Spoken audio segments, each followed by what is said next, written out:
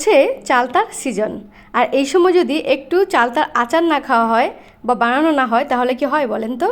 তাই তো আজকে আমি কীভাবে চালতার আচার বানাই আপনাদেরকে দেখাবো। তো আমি প্রথমে কিন্তু চালতাগুলো ঠিক এভাবেই কেটে নিয়েছি। এভাবে কাটলে কি হবে, চালতাটা ছাড়ানো খুব সহজ হবে আর খুব সহজভাবে কেটে নেওয়া যাবে। তো আমার কিন্তু চালতাগুলো ছোট করে পিস করে কাটা শেষ। এখন আমি গরম পানিতে দিয়ে এটা 3-4 মিনিটের মতো একটু সিদ্ধ করে নেব। শুধু কালারটা চেঞ্জ হবে আর কি। এই মুহূর্তে আমি একটু লবণ দিয়ে দিলাম। লবণ দিয়ে আমি 2-3 মিনিট সিদ্ধ করে কিন্তু এটা ছেঁকে নামিয়ে নিচ্ছি।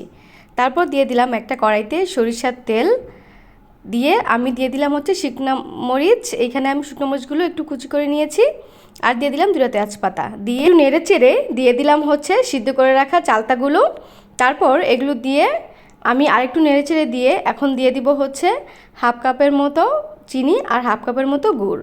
চিনি আর গুড়টা কিন্তু, চিনিটা হচ্ছে এর বাইন্ডিংটা ভালো করবে, অনেক দিন ভালো রাখবে, আর গুড়টা এর ফ্লেভারটা অনেকগুণ বাড়িয়ে দেবে। তারপর আমি সাধারণ যে একটু লবণ দিয়ে দিলাম। লবণ দিয়ে এটা 15 মিনিটের জন্য দিয়ে দিলাম ঢাকা।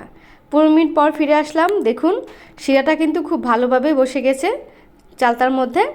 এখন আমি দিয়ে দিলাম হচ্ছে শুকনো মরিচ ভেজে রাখা একটু কুচি করে দিয়ে দিলাম।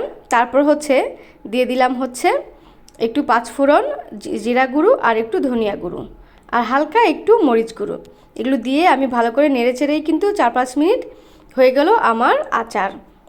এটা কিন্তু আপনারা বয়মে ভরার আগে 2-3 দিন অবশ্যই একটু ভালো করে জাল করে নেবেন, তাহলে আচারটা অনেক দিন ভালো থাকবে। তো এটা কিন্তু আপনারা অবশ্যই ট্রাই করবেন, আর আমার রেসিপি ভালো লাগলে অবশ্যই ফলো করবেন। ভালো থাকবেন সবাই, আল্লাহ হাফেজ।